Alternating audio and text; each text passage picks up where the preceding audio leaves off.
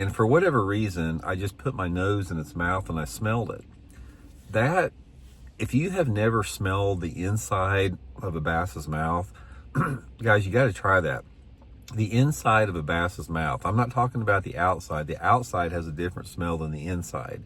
When you smell the inside of a bass's mouth, it is, excuse me, it's the most unique smell I have ever seen or smelled in my life. It's a pleasant smell.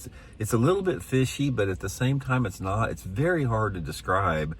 If you've never, next time you catch one, guys, just put your nose in its mouth and smell it, because every bass smells the same, and there's not another fish that smells like a bass. A lot of people, they call it a fishy smell.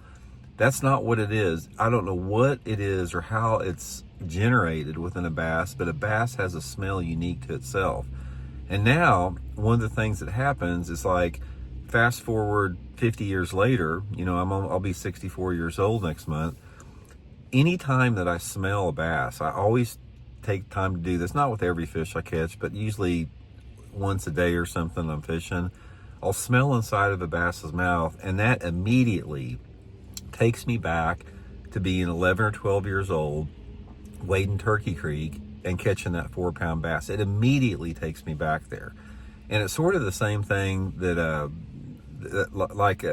you're talking about smells taking you back.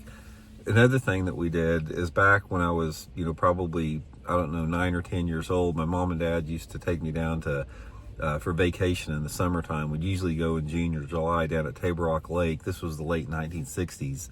And we'd stay at there's a little mom and pop resort called Rod and Reel Resort down by Shell Knob at Table Rock.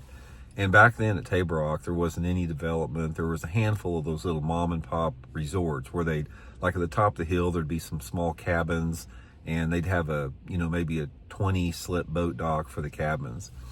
So anyway, back then when I was a little kid, my dad, we had a 16-foot Starcraft aluminum boat. It had a trolling motor in the back of it. It had a little 28-horse Evinrude motor on it with the steering wheel. And at night, my dad, and usually we'd go down there on vacation with some friends of ours. My dad's best friend was down there. And at night, Dad and, his best friend, they'd go fishing for 5 or 6 hours, till about 11 o'clock or midnight. And I remember I'd always be down there at the dock with my mom waiting for Dad to come back in. Like 11 o'clock at night, they'd let me stay up, and they'd come back in and they'd have fish on the stringer. But there was a smell of when Dad would idle in with that Evinrude, there was a gasoline smell.